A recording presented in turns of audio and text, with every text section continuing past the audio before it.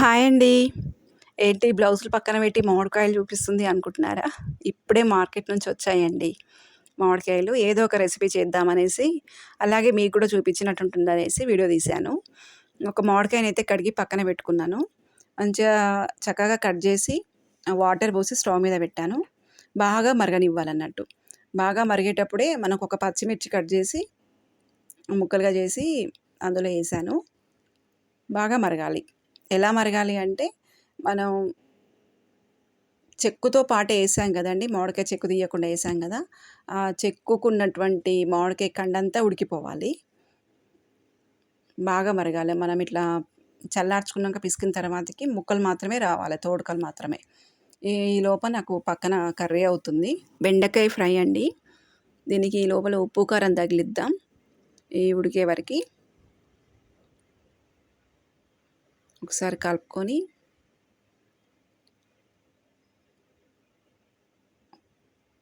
ఉడికింది. కొంచెం ఉప్పు, కారం వేసేద్దాం ఇందులో. ఈ లోపల చల్లగా అయిపోయిందండి. బాగా చల్లగా అయిపోయింది.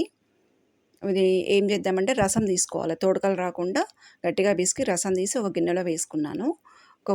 ఒక పెద్ద ఉల్లిగడ్డ ఇలా పిసికి దాంట్లో వేయాలి. వేసి ఉప్పేసి పక్కన పెట్టుకోండి. ఒక చిన్న మూకుడు తీసుకొని ఒక పావు కంటే తక్కువేనండి ఆయిల్ కొంచెం వేసుకొని జీలకర్ర,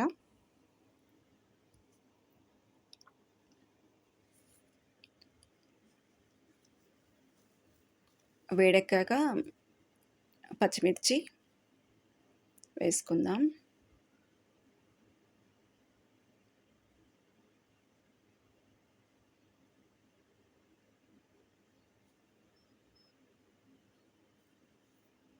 కొంచెం కరివేపాకు వేసుకొని పోపు కొంచెం బాగా వేగాక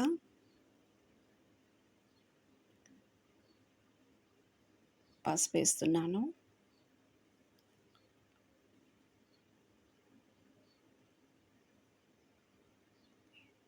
ఇప్పుడు ఆ వాటర్లో ఉప్పేసి పక్కన పెట్టుకున్నాం కదండి, దాంట్లో ఈ పోపు వేసేయడమే. మామిడికాయ చారు రెడీ.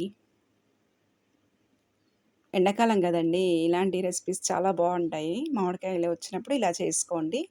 నచ్చితే ఒక లైక్ చేయండి. ఈ రెసిపీ మీకు ఎంతమందికి తెలుసు?